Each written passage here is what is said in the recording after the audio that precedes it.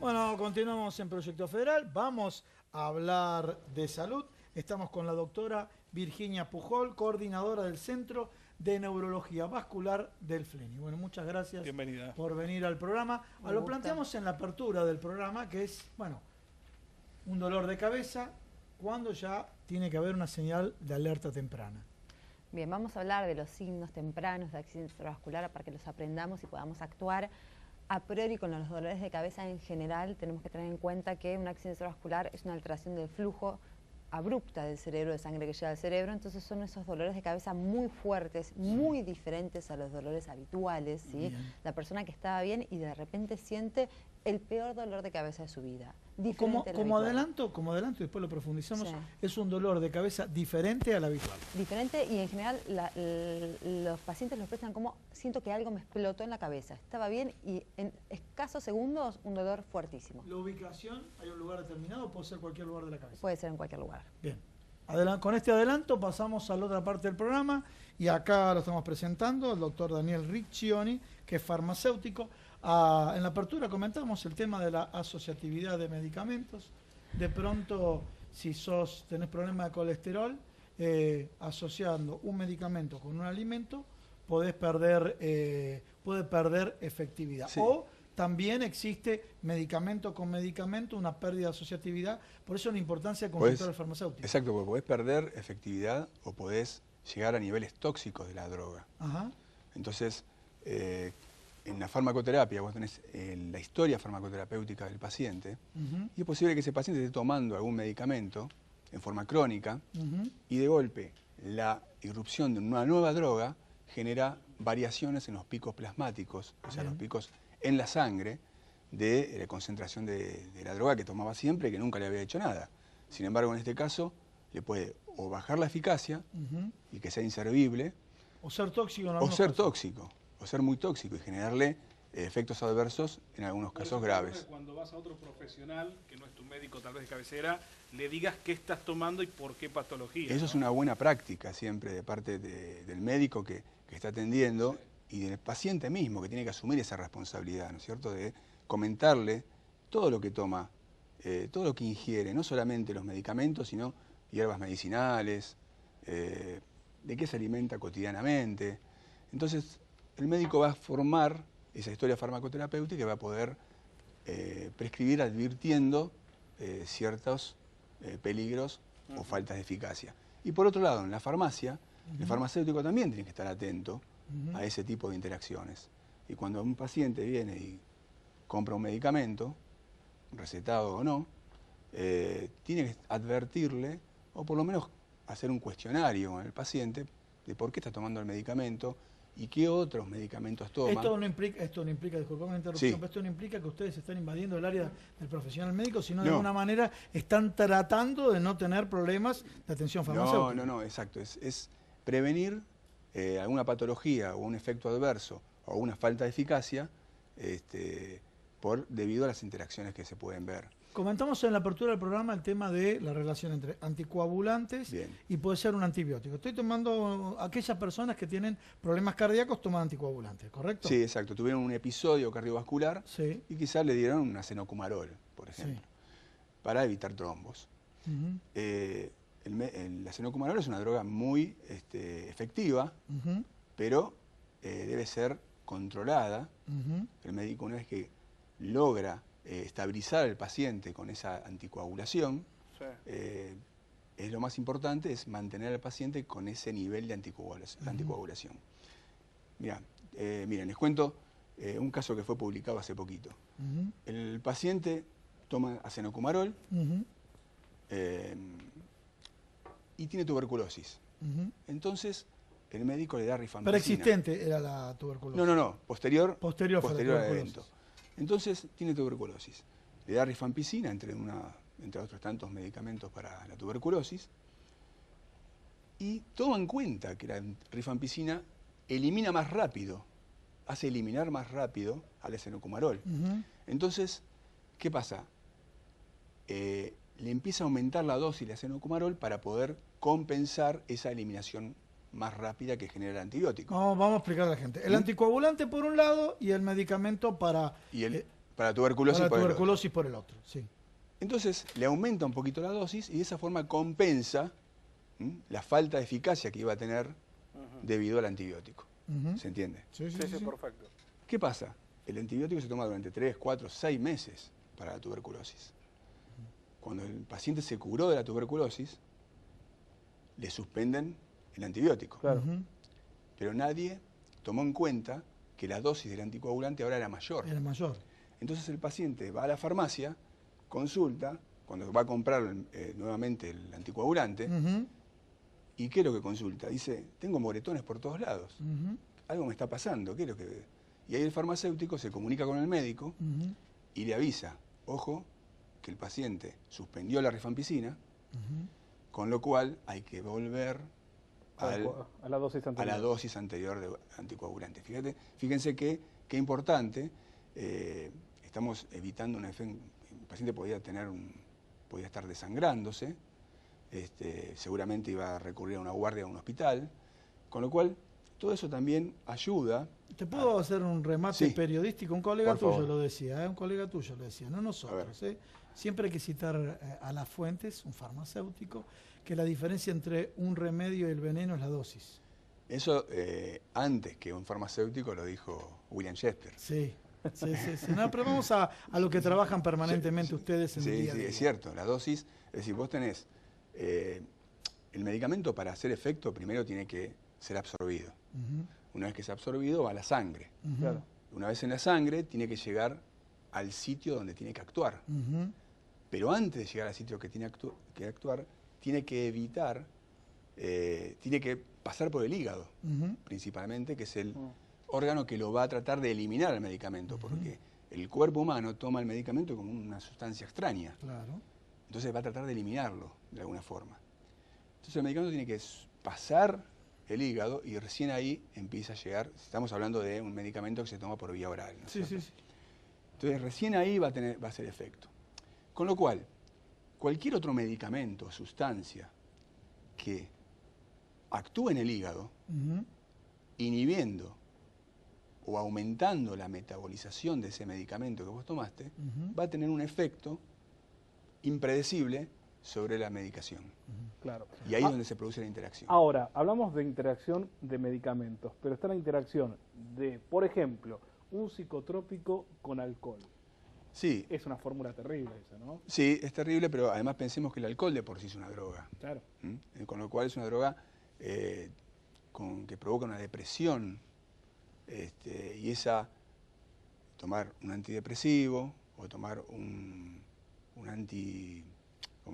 hipnótico, principalmente, te va a generar una potenciación de esa hipnosis junto con el alcohol. Pero, por ejemplo, casos más comunes, o sea, todos sabemos más o menos que el alcohol y un hipnótico nos puede provocar algún problema.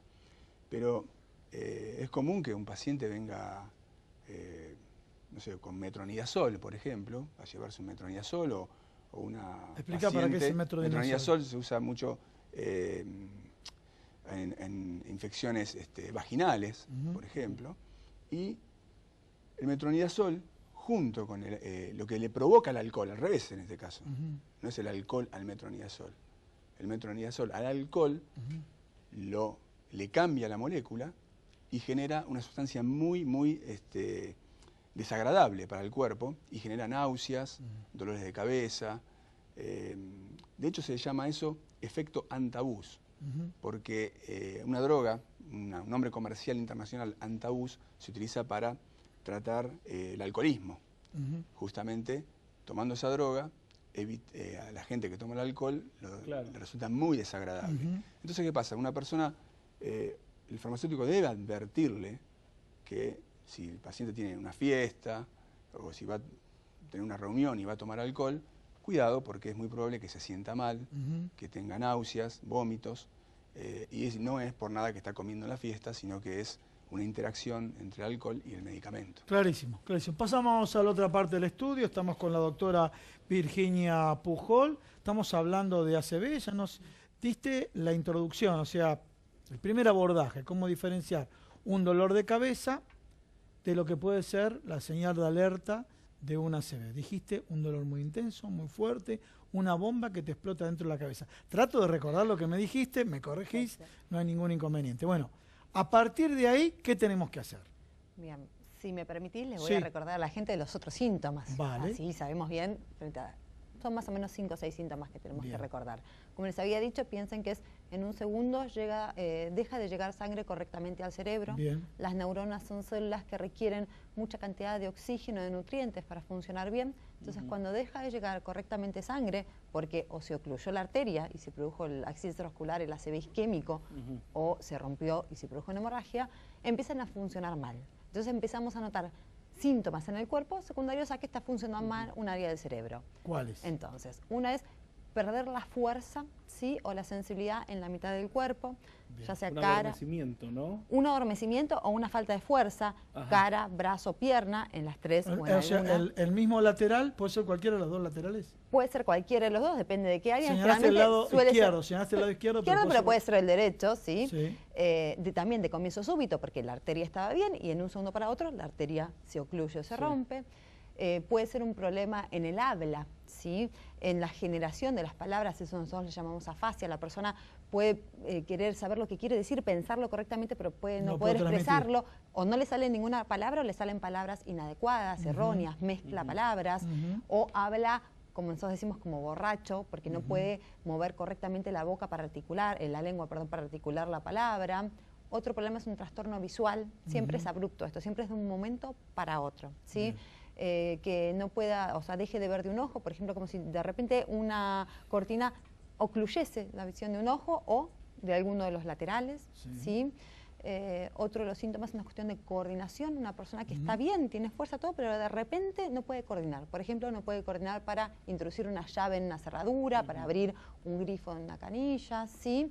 En general, frente a estos síntomas de comienzo abrupto, ¿sí? Tenemos que plantearnos que estemos frente a la posibilidad de un accidente cerebrovascular. Recuerdo, mirá, lo que, en base a lo que decís, a Carlín Calvo, que estaba por salir a escena, estaba hablando con otro de sus compañeros.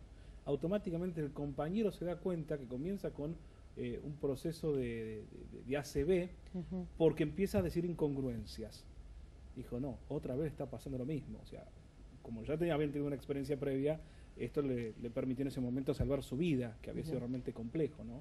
Por suerte, la población cada vez conoce más los síntomas de ACV, pero lo que no sabe es qué hacer frente a estos síntomas. Y tenemos que tener en cuenta que por suerte los médicos tenemos tratamientos en agudo que podemos dar, que mejoran la supervivencia y el pronóstico del paciente. ¿Ah, sí? Sí, pero tenemos muy poco tiempo para darlos. ¿Cuánto es el poco tiempo? Más o menos 4 horas y media. Desde el inicio de los síntomas, si es una cuestión isquémica, hasta que se lo podemos dar al paciente. Disculpa, pero Sí, voy a lo sí. siguiente, Yo como paciente, digo, puede ser una ACV Sí, sí. como paciente. Sí, sí. Le digo al entorno, puede ser una ACV. ¿Y cuándo puedo, de alguna manera, no será que estoy generando en el ámbito médico todo un escándalo y no lo es? A veces el paciente dice, no será, uno trata de pensar que es lo menor y no lo peor. Eso es un grave error que estamos tratando de cambiar justamente con esto, con Bien. campañas a la población. Bien. Te lo llevo a otro ejemplo. Nadie que le duele el pecho le va a dar vergüenza de llamar a la ambulancia y decir me está doliendo el pecho, puede Sí, ser un infarto de señora. miocardio. Correcto, Bueno, sí. tenemos que aprender como sociedad que debemos hacer lo mismo frente a estos síntomas por una ACV. Porque entre que te das cuenta, vos lo decís o otra persona se da cuenta, como en el caso que contaste, Sí. llaman a un servicio de emergencias o deciden ir por sus propios medios. Llegan a la guardia, lo atienden y le dan la medicación. No es tanto tiempo, 4 horas y media. No. Imagínense lo que ¿Qué tardan en cruzar medicación la ciudad. ¿Qué medicación? Son anticoagulantes muy fuertes, se llaman trombolíticos y sirven para licuar los trombos en la sangre. ¿sí? Bien. A Joaquín Furriel le pasó eso, que justo se baja del avión, se desvanece al hospital y ahí se dan cuenta que estaba... cursando un accidente cerebrovascular. Claro. Entonces, lo peor que podemos hacer es tener vergüenza de consultar Bien. por temor a estar equivocados. Yo siempre le digo lo mismo a los pacientes, consulten. Los médicos vamos a decidir si es un accidente cerebrovascular u otra cosa, un problema cervical, un dolor de cabeza o estrés. Pero si es realmente un accidente cerebrovascular y no consultan, estamos perdiendo tiempo y nosotros siempre decimos, el tiempo es cerebro en este caso. Bien, el haber tiempo, unos disculpa, Luis, síntomas. disculpa un segundo. Vamos a repasar ahora el tiempo es cerebro. Tenemos que ir al médico con Sí. just in time, justo a tiempo, ¿no es cierto? Bueno, entonces repasamos. Dolor de cabeza explosivo. Suponiendo, bueno, yo tengo habitualmente dolor de cabeza. Segundo punto, pérdida, vamos corrigiendo, pérdida de movilidad de un lateral, derecho o izquierdo, de manera indistinta. Tercer punto, estoy repasando lo que vos me dijiste. Tercer punto es dificultades en el habla. ¿Sí? ¿Qué otros factores más hay? Dificultades en la visión. La visión. ¿Sí? Dejar de ver de un ojo o de un lateral. Bien. ¿Son todas concurrentes, una u otra u otra? En casos severos se pueden sumar. Bien. En casos severos, pero a mayor cantidad de síntomas es más área del cerebro que está con falta de irrigación. Entonces es un ACV más severo. ¿Puede ser que no haya síntoma en algún caso? No, es rarísimo que no haya síntoma. Que puede te ser desvanezcas y que no hayas sentido nada previamente. En general no hay algo previo. En general, como esto es vuelvo a decir lo mismo, es un segundo para el otro. Es una arteria que está bien, una arteria que se ocluye. O sea que no me da síntomas previos. Suelo empezar en un segundo. Hay casos, sobre todo cuando son hemorragias cerebrales, que la persona puede perder el conocimiento y empezar con la pérdida de conocimiento. ¿Sí? Pero no es lo más común. En general empieza con uno de estos síntomas. Factores predisponentes de un ACV. Importantísimo. El 90% de los ACV tienen factores de riesgo que podemos tratar para prevenirlos. Presión alta. Bien. Colesterol elevado. Bien. Diabetes. Bien. El cigarrillo. Bien. El uso de otras drogas ilícitas. Si todos pensamos en el cigarrillo, pero hay que pensar en el resto, digamos, de drogas. El uso de alcohol en dosis excesivas. El sedentarismo. Arritmias cardíacas, ciertas arritmias, especialmente una que se llama fibrilación auricular, que se previene en los ACV con los anticoagulantes que estábamos charlando. En general, estos son los principales factores de riesgo. Y si los recuerdan van a pensar, si yo llevo una vida sana, si voy al médico, si me controlo la presión, el colesterol, la diabetes, si hago ejercicio, si llevo una dieta adecuada, la que nosotros llamamos una dieta mediterránea, con pocas carnes grasas, con más carnes magras, con aceites de oliva, con verduras, hortalizas y frutas, vamos a prevenir los accidentes cerebrovasculares. Bien, ya dijimos los factores predisponentes. Ahora, otro de los temas, cuando una persona, no se le ocurrió con Luis, cuando hacemos actividades deportivas y demás, de pronto te exigiste en el gimnasio, no te pasaste de rosca, te exigiste y tenés alguna dolor, me está doliendo acá y demás. ¿Será el ejercicio que hice o será el principio, o me duele el pecho, o será un principio de ACV? A ver, ¿dónde está esa línea para que uno sepa distinguir ese esfuerzo físico que hiciste, el que, fue al gimnasio, corrió una maratón chica, una de 5K, lo que fuera, una de 10K y demás? ¿Dónde está la línea divisoria para poder identificar eso? En general, es medio difícil que un síntoma secundario, por ejemplo, un esfuerzo físico, se confunda con accidente cerebrovascular. Vuelvo a remarcarte lo mismo. La persona generalmente en la ACV estaba bien y de golpe se empieza a sentir mal. O sea, es una persona que de golpe pierde la fuerza en un brazo, de golpe pierde la fuerza en una pierna. En general, cuando uno está haciendo una actividad física, se viene agotando y va sintiendo los síntomas. Va sintiendo progresivamente. Pero a ver, suponete, uno dice, bueno, puedo tenerlo, entonces ¿qué hago? Pruebo hago una prueba yo de cómo estoy en cuanto a la fuerza del brazo derecho. Si quieren pueden hacer una prueba, pero si tienen la duda, es preferible que llamen. O que llamen al servicio de emergencias y que lo evalúe un médico en el lugar y si es necesario se traslada. ¿Sabes qué pienso yo? Una persona que vive sola. Qué gran problema. Qué tema, ¿no? Sí, sí. Por eso tenemos que enseñarles a reconocer los síntomas, ¿sí? Y a consultar, en ese caso, en el servicio de emergencias. Y obviamente tenemos como política pública que mejorar todo lo que es la atención prehospitalaria. Eso es algo pendiente que tenemos. Se ha mejorado en otras áreas. En lo que es accidente cerebrovascular todavía falta que los servicios de emergencias reconozcan todos los casos como un posible código rojo para que sean trasladados los pacientes de manera adecuada y rápido al centro más cercano. Expliquémosle a la gente los códigos en la emergentología. El verde es el resfrío que puede tener eventualmente vos o tu hijo y demás. Los amarillos, esa línea delgada, ¿cuáles son los amarillos? Los amarillos pueden ser pequeños, no sé, dolores en el cuerpo que no signifiquen un riesgo de vida. Riesgo de vida. Y el código rojo, como dijo la doctora, de riesgo de vida. Por ejemplo, un posible ACV, por ejemplo, un posible infarto de miocardio o algún problema cardiológico, no sé, infarto de miocardio, aneurismas de aorta, pérdidas de conocimiento en general, que pueden llevar de la mano situaciones de riesgo de vida inminente. ¿Sí? En nuestro caso, también recordar que el accidente cerebrovascular no solo es una causa principal de secuelas, digamos, de tener secuelas en la vida, sino de mortalidad. Bueno, ahora vamos a las secuelas. Luis comentó el caso de Carlín Calvo. Y, a ver, lo que nos queda grabado a muchos es, nos acordamos de este actor, y de pronto todos aquellos que tienen ACV, a futuro van a tener estos serios problemas motrices, o muchos se pueden recuperar a una vida normal. hay un gran porcentaje que queda con secuelas, se habla más o menos de un tercio que quedan con secuelas. 30% con ¿sí? secuelas. Con secuelas y con dependencia de su vida, ¿sí? Por esas secuelas, y hay un porcentaje que no. Lo importante es rehabilitar, ¿sí? Porque digamos, una de las reglas básicas de la rehabilitación es recuperar funcionalidad. A veces quedan secuelas mínimas, pero que normalmente no las notamos y nos permiten llevar una vida normal. Y el concepto que tiene que tener la gente es que no es tarde para rehabilitar. Obviamente, mientras antes comience el proceso de rehabilitación, ¿sí? Voy a tener mayor cantidad de chances de recuperarme. Pero nunca es tarde. La rehabilitación es un proceso que lleva toda la vida, ¿sí? O sea, con el ACV toda la vida rehabilitación. Vamos a tener que cambiar nuestro estilo de vida, nuestros hábitos, y si tenemos una secuela del ACV vamos a tener que cambiar y saber que vamos a incorporar la rehabilitación como parte de nuestra vida. Por eso es importante que si tenemos un tratamiento que en agudo disminuye el riesgo de tener secuelas, tenemos que intentar recibirlo. La hija de María del Carmen Valenzuela, la actriz también, ¿no? Que su hija tuvo un ACV muy complicado, muy complejo, con un proceso de rehabilitación impresionante, y hoy en día la escuchás y la ves y decís, wow, cómo se recuperó. Por eso es importantísimo prestarle atención a la rehabilitación. Y siempre digo lo mismo, a veces prestamos solo atención a la rehabilitación motora, a lo que vemos del cuerpo, pero la parte también anímica, la parte cognitiva, también es importantísimo rehabilitarla. Porque si uno no está bien desde el punto de vista anímico, nunca va a poder rehabilitar lo motor, porque no va a poner la energía suficiente en hacerlo. ¿sí? Clarísimo, Virginia. Bueno, estamos cerrando el programa, pasamos a la otra parte del estudio, así repasamos un poquito todos los aspectos que tenemos que tener en cuenta cuando pedimos un medicamento y de pronto no sabemos que hay otro medicamento que pueden transformar ambos en tóxicos o quitarle el efecto terapéutico que tenía el primero. A ver, consejos generales para cerrar el programa. Consejos generales, mira, hablamos de las estatinas, del colesterol. Por ejemplo, hay casos en los cuales vos tomás un comprimido de simvastatina. Sí. Y ¿con qué lo tomás? ¿Con jugo de naranja? Bueno, y no pasa absolutamente nada. Ahora lo tomás con un vaso de pomelo y es como si tomaras de 5 a 10 comprimidos a la vez. ¿O lo potencia el pomelo? Potencia, pero potencia en formas tóxicas ya, la simvastatina. Y al revés, quizás estás tomando simvastatina y de golpe te dan algún tipo de antibiótico que te inhibe, que te metaboliza más rápido, a la estatina.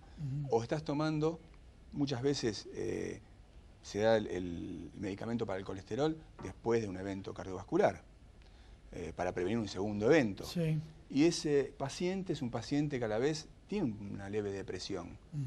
¿Y qué toma para la depresión? En vez de tomar quizás algún medicamento común, toma hipérico. Es una hierba que es muy buena para las depresiones leves, para las distimias, y es muy eficaz, pero te aumenta muchísimo la velocidad de eliminación de los medicamentos para el colesterol. Bueno, clarísimo. Ahora lo vamos a asociar con lo que dijo la doctora. Te cambio el abordaje. Aquellas personas que van a una cena, ¿sí? Hoy vamos a disfrutar, vienen la fiesta, fin de año, vamos a tomar alcohol. Entonces, ¿qué consejo le decís a aquellos que van a tomar alcohol? Vamos a hablar de un bebedor social y demás.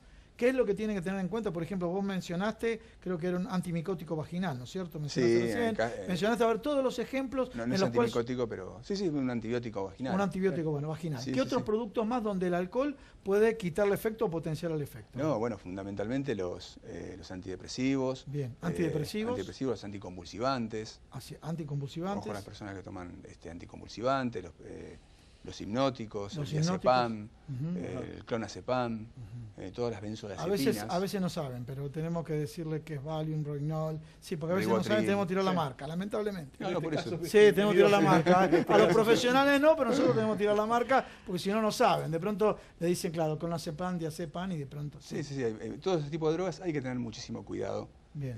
Porque se potencia la actividad hipnótica, principalmente, y depresora neurológica. Doctor, muchas gracias. Y cerramos nuevamente con la doctora. Repasos, señales de alerta para una ACV, así cerramos el programa. Falta de fuerza, falta de sensibilidad, problemas para hablar, dolor de cabeza abrupto, ¿sí? Problemas para ver abruptos, consultar al médico. llamar a la emergencia o ir al hospital. No hacer nada en el camino, no bajar la presión, no dar aspirineta, nada. Ir a consultar a un médico.